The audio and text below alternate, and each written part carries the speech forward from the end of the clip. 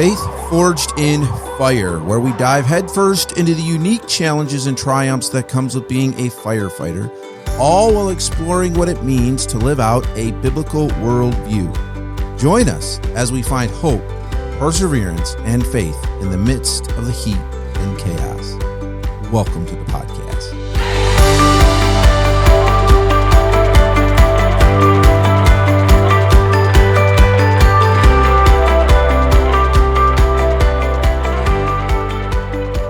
Well, we are coming to you really with an extra podcast today. You'll still get your normal Friday morning podcast, but we got to talking, and since this is a first responder firefighter podcast, we just thought we wanted to jump on here today. I don't know if it'll be a full podcast, but just take a little bit of time to recognize just what this day is, especially in the first responder world. 23 years ago, the nation changed, our lives changed. September 11th, 2001, and especially in the first responder world. And so we're here as the Faith Forged in Fire crew. This is going to feel different, even for us, just has a little heavier feeling, and I think that it should. Several things that I kind of want to talk about, and these guys will too. I'll say this, I didn't understand all of this at first. I was not in the fire service until, quite a few years after this. And this hits different now than it did before then. And I think part of it is a struggle with me is the attention that firefighters, first responders get on this day. And in our town, we have of businesses that will give, sometimes it's donuts and like Gatorade, whatever, as their thanks for what we do. And I'm appreciative of that. However, I struggle because I didn't do anything. Sure. Right. I just feel like, okay, we want this to be about the people who actually were there that day and did something that day.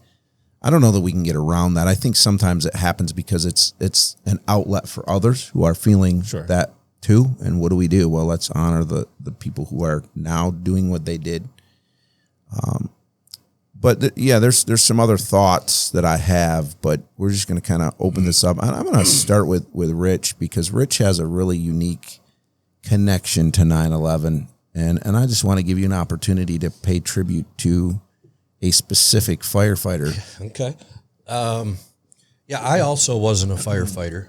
I'd been around it all my life. My dad and my brother were both firefighters, so it was family, aunts, uncles, cousins, those kind of things were doing it. So after that happened, it kind of gave me the boost in the butt, like it did a lot of people, to sign up for the fire service. And while I was going through the academy, everything on the internet was 9/11. Memorial this, memorial that. And we came across a memorial bracelet is how I ended up doing this. So I ordered one, and of course it was people that were mass producing it, and it was cheap. It was a copper thing, turned your wrist green, had a name on it. And I'd ordered two, one for my buddy Al Hoyt that was a firefighter in Big Rapids area. And we just kind of, here's your dude, here's my dude kind of deal. Didn't even do any research. And pretty much wore them out. And I purchased another one. So this one is, how long ago did we say this was? 23 years ago? 22 years ago. So I've probably had this on my wrist for 20 years, and it's, I happened to just by chance get Lieutenant Glenn Perry's name. Mm-hmm. So I did a little research, and he was on ladder 25. And because I can't quote everything, but he worked it says he worked for the New York Police Department for 8 years, spent 5 years on engine 282, ladder 148 in Brooklyn. Then he and his family moved to Staten Island. He was transferred to engine 84, ladder 34 in Washington Heights. And then in August of 99, he was promoted to lieutenant. He taught at the fire academy for a year. He was assigned to ladder 25 the last few months preceding September 11th. And then with a little research, he had 3 kids and a wife named Peggy. And he was one that died on 9/11. So it was flash forward 10 years. I did a little research. It was kind of like I wanted to know who this was on my wrist. Who am I honoring? Mm-hmm. So then a lot of people probably don't remember it, but it would have been in 2011. Mm-hmm. They did the healing fields in the the Grand Rapids area. It was at Cannonsburg, if I remember that. Yep. And you could purchase a flag. So Chief Vandermay, Joyce, was going to buy a flag on behalf of the fire department just to help support him. We're all like, heck yeah, do that. So then I got a hold of him and said, hey, can we buy a flag, separate? I go, yep. And can I request a name? They go like, yeah, that's cool. So I requested to buy Glenn's flag and his memorial. Mm-hmm. So if you don't know what the healing fields are, it was on a ski hill, and I've got pictures. I wish it would show up on the camera better. They went around and basically put re-rod in the ground, mm-hmm. and then they had a big trailer, and there was a flag for every person that died on 9/11. Civilians, police, everybody. So then you were given the flag with your person's name on it, and you went and put it over the re-rod, and it was there probably 3 days. I don't remember exactly, but it was a couple days, and it was real moving because it was real quiet. And it really put a perspective. Yeah. And didn't they have them like the same height, like laying down, obviously, but up the ski hill as high as the buildings were?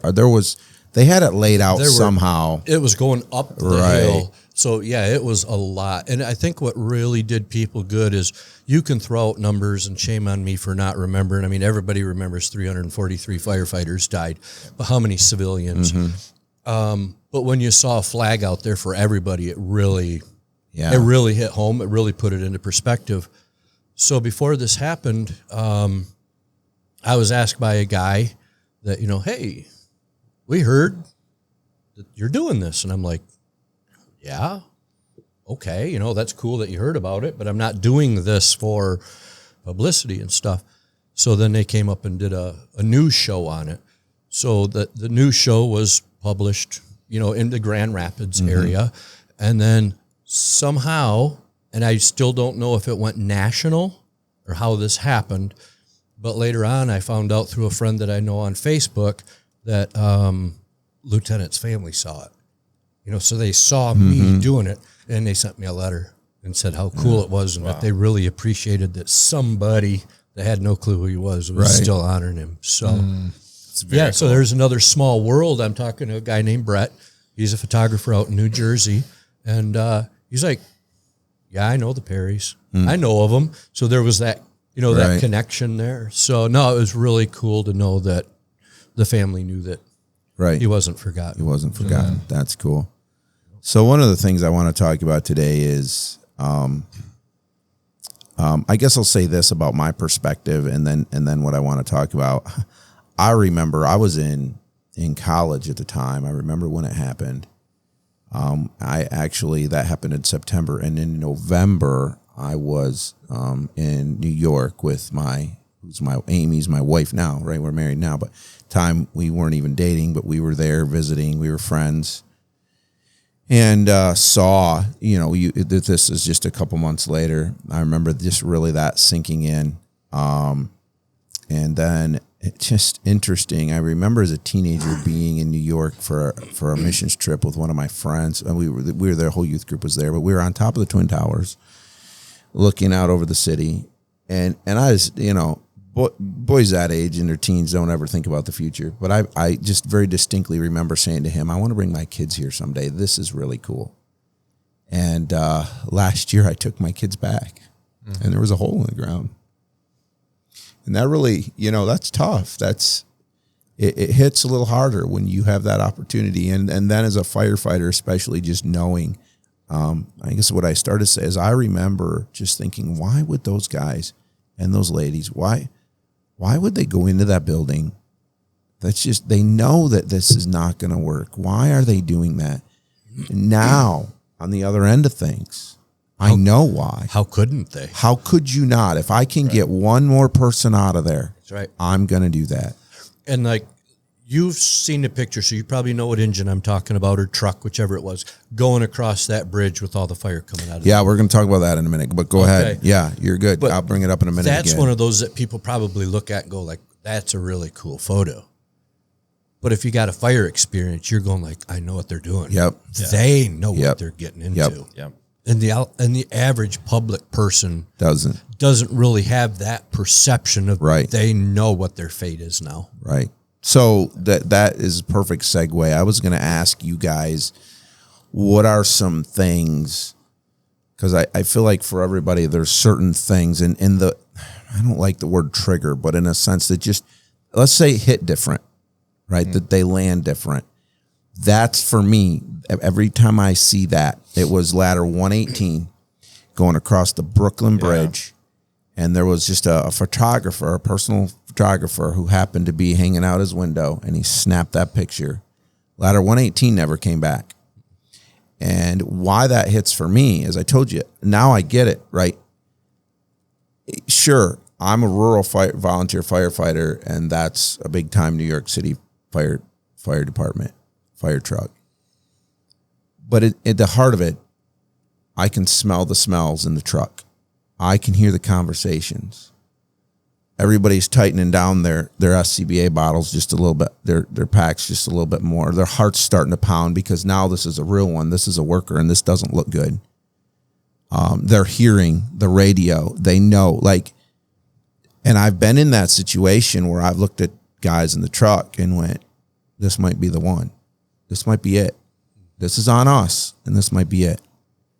And so I know that feeling, and when I see that, and I know they didn't come back, but they kept going, that's why we have a brotherhood.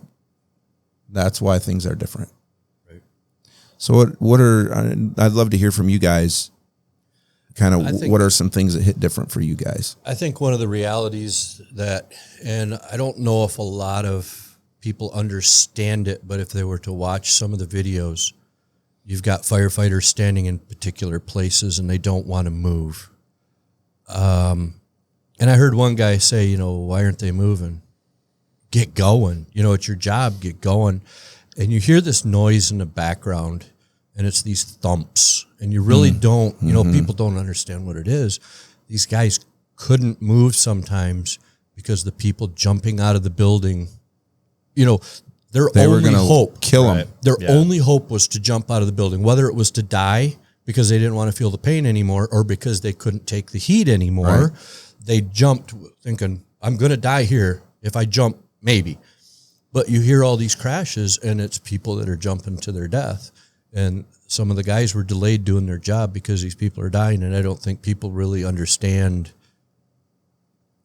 what position, put yourself in that position that you would jump that many floors because it was that horrible conditions. Now you got guys that are packing up, carrying extra bottles, got hose over their shoulders, and they're going to do that march up there to put that fire out. And they weren't going up there with the expectations of that building collapsing. No. They were going up there to win. They were going to save the building, and they were going to save lives. And I think that really puts it in perspective as well. Knowing what they were facing to begin with, and they packed up and went in, knowing that, seeing people jump because of how hot it is in there and how bad it is in there, and then still saying, we got to go. We got to get in there. And, to kind of elaborate on your point of, that's why we have a brotherhood. And in those times, we're all equals. It doesn't matter what your rank is. Right. It doesn't matter if you're the new guy, if you're the vet of 20 years, we're all equals because we're all going to go face the same thing. And there's times when we all go and face things and that come out, and we come out changed. It may not be going in knowing what our fate is, but that brotherhood exists for a reason, and it's because we go through those things together. We face those things together, and we choose to walk into the buildings when we know that it's not looking good. Right. But we have to go. Right. Right. I heard a quote one time, and maybe we've shared it on here, and I don't remember who said it, but I thought it hit it right. The bravest choice a fireman ever makes is to become a fireman. After that, it's all in the line of duty. And I at that point, I feel like, when I'm in that spot, I don't have that choice anymore. I mean, sure, we have a choice if it's a burning building and nobody's in there, but if somebody's in there and there's a chance to save a life, I've already made the choice that I'm going to do what I have to do. Steve, you've been pretty quiet. Well, I mean, I'm listening to you guys, obviously, and share. I mean, and you guys being directly in the service have the perspective of being a firefighter where I don't. But, you know, I interesting enough, you know, when September 11th happened, I was actually in a fire academy. Oddly enough, I never went down the road, but I was in it when it happened, and I was in a community college fire academy. And I ended up going back to New York I actually was in Times Square for New Year's, New Year's.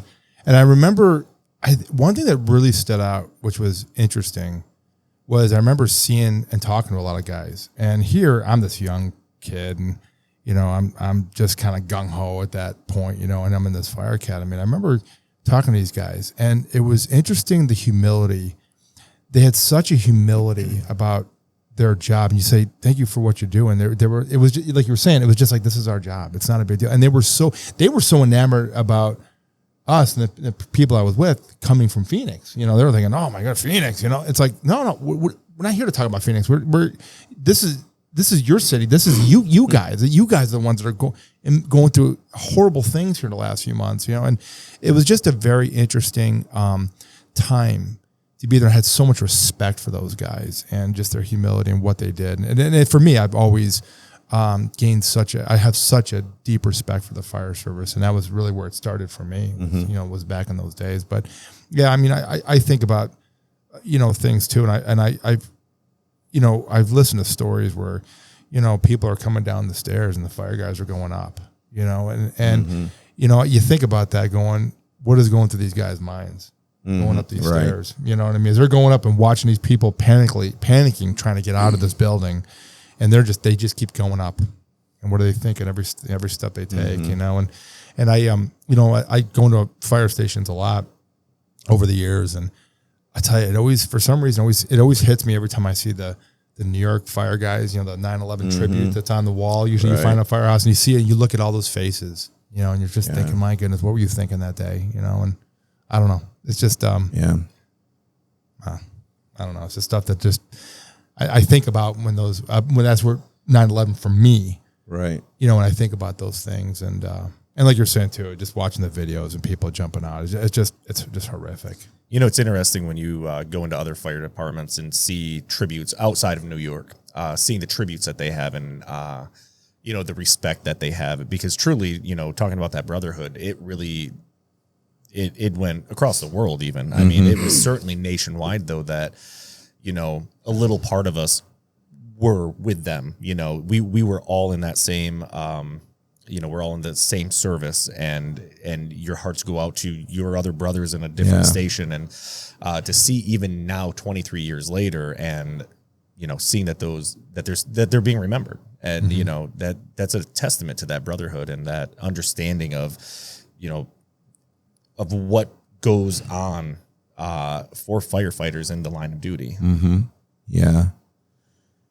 Well, last September, I had the opportunity to go out to New York. I was actually speaking for a friend, pastor friend, who they have a great first responder appreciation service. They do it he's actually a firefighter, and they do it right in his firehouse. And it was really humbling to me because I was out there speaking, and they would consider like a bedroom community to New York City, you know.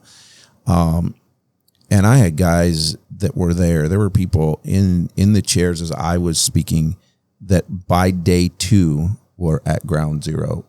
You know, firefighters that I was sitting there with, some of the, you know, the seasoned guys, they remember pulling trucks, and they were, you know, they're actually, you know, travel wise, they're a long ways from there, but they remember pulling trucks and sitting ready, because they didn't know if they were going to get called all the way out. Like, this is real to them. And that was just humbling to me. But I did have the opportunity to go, as I mentioned, to the memorial and then to the museum. One of the things, and maybe this is what we kind of end with today, one of the things that really just hit hard or heavy with that is, in a lot of ways that feels like yesterday, but when you look at the pictures or you see, you know, there at the memorial, they have ambulances and they have, you know, to realize that on that day, those ambulances, those firefighters, those fire trucks, it was just a normal day, beautiful, normal September day. They had pictures, you know, they had in the memorabilia, they had office notes, like the most mundane thing that nobody would think twice about. And now they sit there from 23 years ago, frozen in time. Yeah. You know, their kids have grown up. You think 23 years ago, there are people who were born and are now having families. Like, time goes on, but not for them, and even in some ways not for their families. And I know that's all over the place, right? People, if you lose loved ones, but just that mass, it's different because it's a national thing. We see that. And so for me to see that, and it's a great reminder, it was a great reminder to me that just as for them, they got up that day and they went to work and then they responded to that call. And maybe at some point they went, oof, this one's for real. But even I'm sure when the tones went off and they started, that was just another call. Right. But that was the last one. And it just really made me think, okay, I have no idea when my last call is going to be. It could be a very mundane call. It could be. Yeah. But it was a great, even at that, as we talk about often here, am I ready for that? You know, spiritually in my relationship with God, am I ready to meet him? I think about that one. I think about all those guys too, you know. So I here's what I want our listeners to do as we wind this thing down. I would love to hear from you. I'll give you a couple of things you could comment, and we'd love to have you comment. Tell us where you remember being. I remember being in a classroom in college, and the first time I saw it was walking through the line at lunch. They had TVs up so that we could see what was going on. So tell us if you remember where you were, and then tell us what is the thing that really hits you out of this, that impacts you. We'd love to hear from you. And we just want to say thanks for, I guess you could say, indulging us as we just give a little tribute to our brothers and sisters in the FDNY who gave everything 23 years ago. We'll talk to you guys on Friday.